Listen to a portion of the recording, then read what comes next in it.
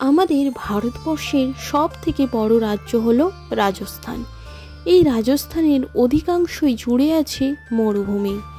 এখানকার প্রকৃতির অপূর্ব সৌন্দর্য আপনাদের অবশ্যই মুগ্ধ করবে। এখানকার ধুধু মরুভূমি পর্যটকদের সব থেকে বেশি আকর্ষিত করে।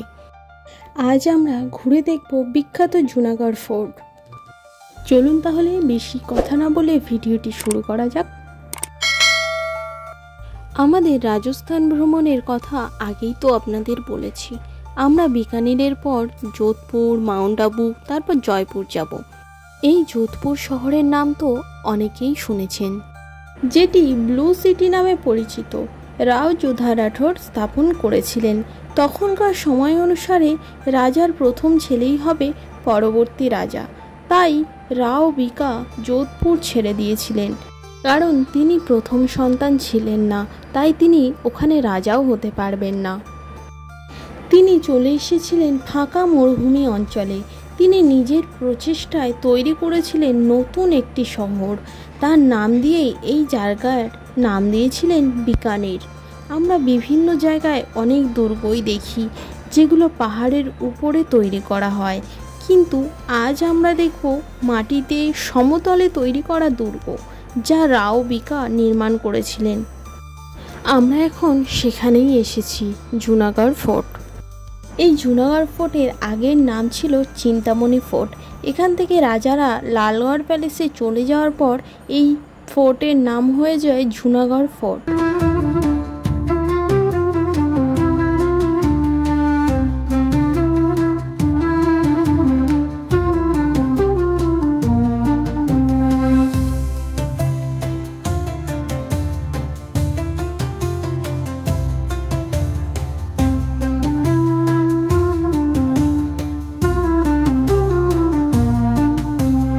দরজার উপরে এই যে কাঁটা কাঁটাগুলো আপনারা দেখতে পাচ্ছেন, এইগুলো তৈরি করা হয়েছিল হাতিরা যাতে দরজায় ধাক্কা মেরে যাতে ভাঙতে না পারে, সেই কারণে এইগুলো তৈরি করা। এখন সামনে আপনারা যে দরজাটা দেখতে পাচ্ছেন, এটার নাম হলো সুরজ পোল। পোল মানে হলো দরজা। পিছনে আরও 4টি দরজা আমরা পেরিয়ে এসেছি। এই দরজাগুলো পেরিয়ে আপনাদের ফোর্টে ঢুকতে হবে। আর প্রত্যেকটা দরজার উপরেই এইরকম কাঁটা কাঁটা করা রয়েছে। এগুলো সুরক্ষার জন্য বানানো হয়েছিল। ফোর্টে ঢুকে আমরা প্রথমেই এখান থেকে জুনাগড় ফোর্ট এবং মিউজিয়ামের জন্য একসঙ্গে টিকিট কেটে নিলাম। একটা কথা বলে রাখি, আপনারা যে জুনাগড় ফোর্টের জন্য যে 100 টাকাটা দিয়ে যে টিকিটটা কাটবেন, ওর সাথেই কিন্তু আপনাদের গাইড থাকবে। তাই গাইডের জন্য আলাদা করে কোনো টাকা দেবেন না। ফোর্টের মধ্যে আমরা এখন চলে এসেছি।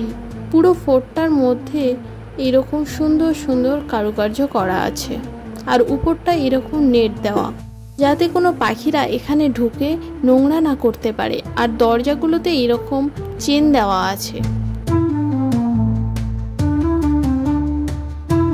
সামনে যে জায়গাটি দেখছেন, ওখানে মাঝখানে রাজা বসতো এবং সবার সঙ্গে হোলি খেলতো। আর উপরের যে ঝাড়কাগুলো দেখছেন, ওখান থেকে রানীরা সেগুলো দেখতো।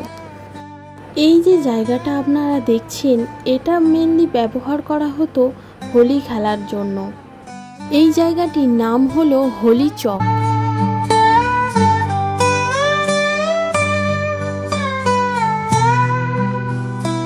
আমরা এখন ঢুকছি করণ মহলে। এই মহলটি ব্যবহার করা হতো যখন কোনো নতুন রাজার রাজ্যাভিষেক হতো, তখন এটি ব্যবহার করা হতো।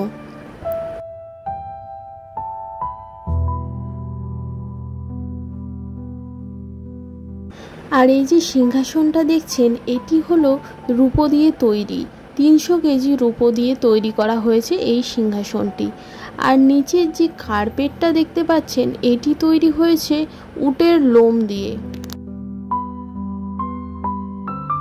উপরের যে নকশাগুলো আপনারা দেখতে পাচ্ছেন, এগুলো কিন্তু সবই সোনা দিয়ে তৈরি।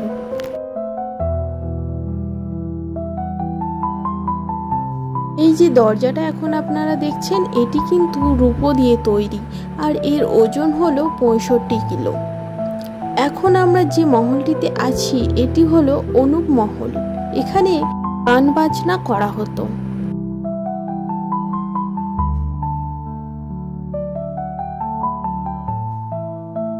এখন যে মহলটি আপনারা দেখছেন এটি হলো ফুল মহল। এখানে অনেক সুন্দর সুন্দর পেন্টিংস করা আছে যেগুলো খুবই সুন্দর।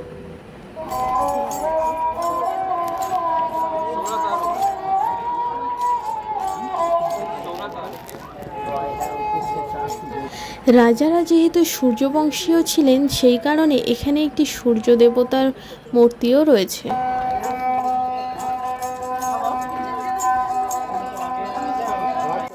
এই যে জুতোটা দেখছেন এটি কিন্তু হাতির দাঁত দিয়ে তৈরি।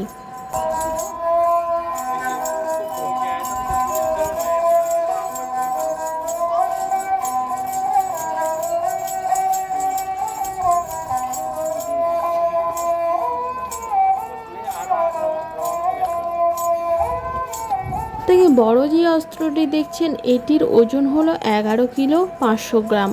এটা দিয়ে রাজারা যুদ্ধ প্র্যাকটিস করত।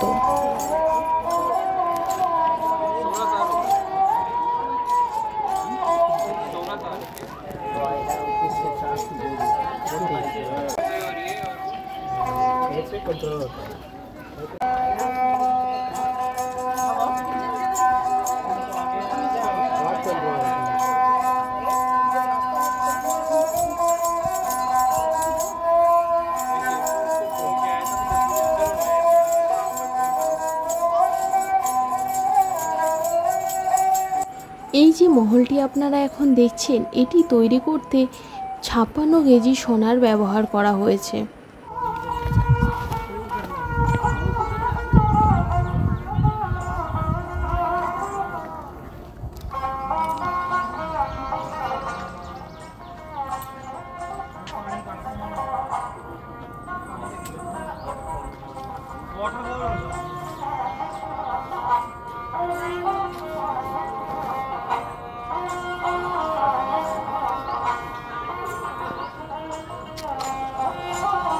এই যে দরজাগুলো এখন আপনারা দেখছেন এগুলি কিন্তু সব আখরোটের কাঠ দিয়ে তৈরি করা।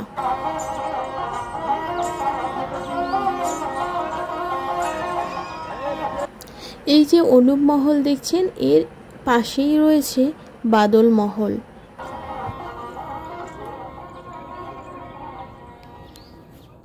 রাজস্থানে যেহেতু বৃষ্টিপাতের পরিমাণ খুবই কম সেই কারণে বৃষ্টিপাত যে কীরকম হয় সেইটা বোঝানোর জন্য এই মহলটি তৈরি করা হয়েছে। এই যে ব্লু কালারের পেন্টিংগুলো আপনারা দেখছেন এগুলি হলো মেঘ, আর এই যে অরেঞ্জ বা ইয়েলো কালারের যে দাগগুলো দেখছেন এগুলি হলো বজ্রপাত, আর নিচের দিকে রয়েছে বৃষ্টিপাত। নিচের মহলগুলি দেখার পর আমরা এখন উপরে চলে এসেছি। এখানে অনেক ধরনের অস্ত্র রয়েছে।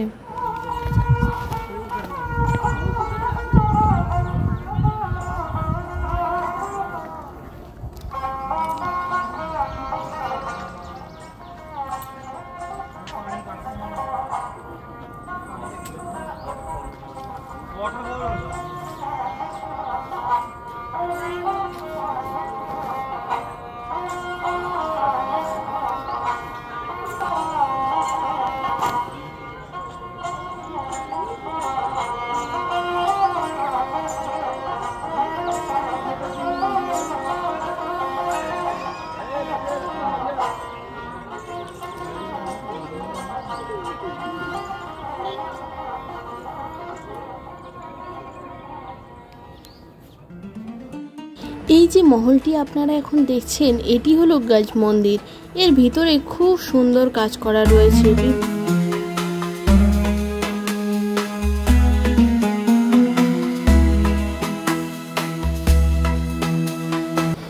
জন্মাষ্টমীর দিন ভগবান শ্রীকৃষ্ণকে এই দোলনায় বসানো হতো।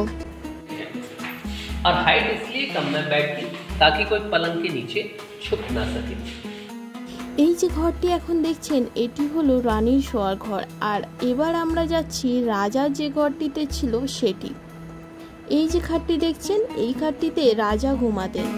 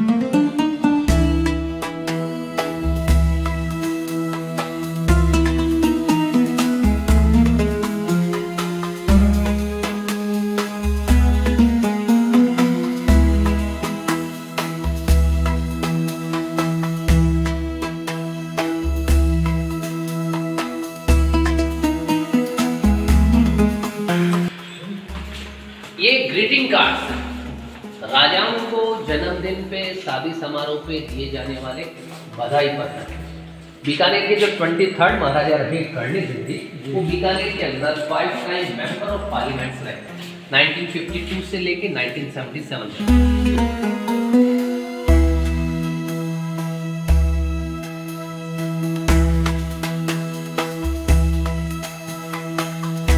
এই যে ঘরটি এখন আপনারা দেখছেন, এই ঘরের ভিতরে প্রচুর অস্ত্রশস্ত্র রাখা রয়েছে। এই যে তীরগুলো রাখা রয়েছে, আর নিচে অনেক ধরনের জাতি রাখা রয়েছে।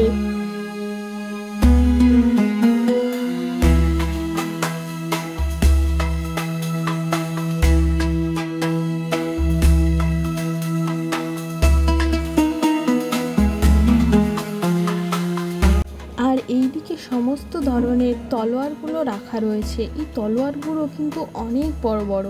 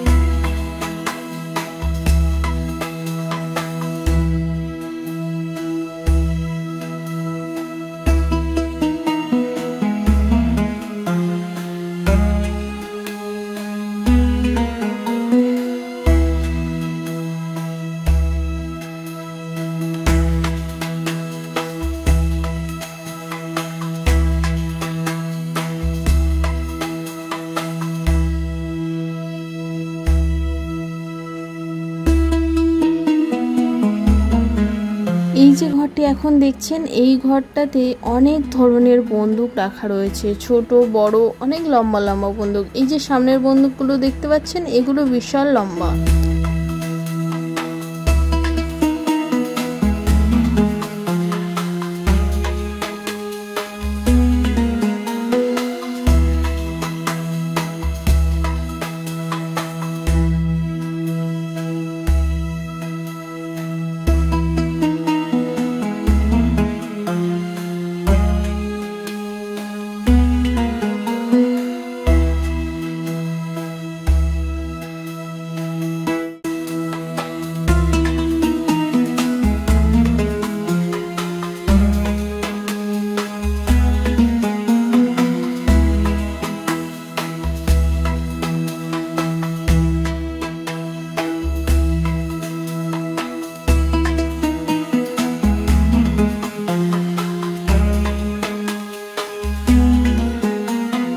এই যে সব জিনিসপত্রগুলো দেখছেন, এগুলো মহারাজা গঙ্গা সিং ব্যবহার করতেন।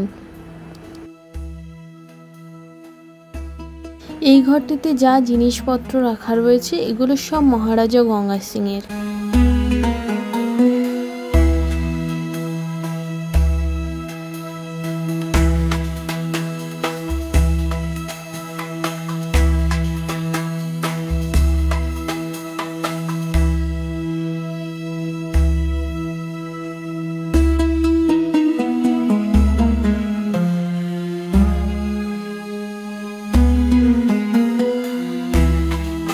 এই যে সুন্দর সুন্দর কারুকার্যগুলো দেখছেন, এগুলো সব রেড স্যান্ডস্টোন দিয়ে তৈরি।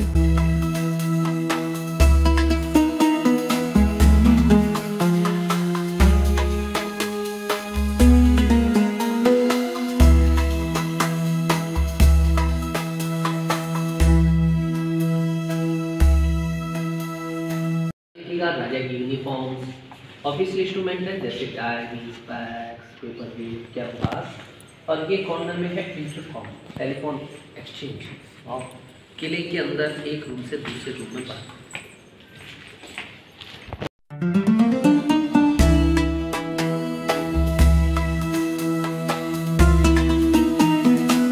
এই যে রুমটি দেখছেন, এটি হলো ডাইনিং হল।